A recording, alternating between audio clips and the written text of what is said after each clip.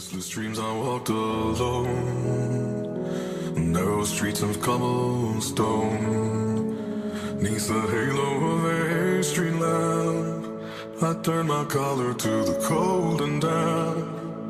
When my eyes were stabbed by the flash of a neon light that split the night and touched the sound of silence.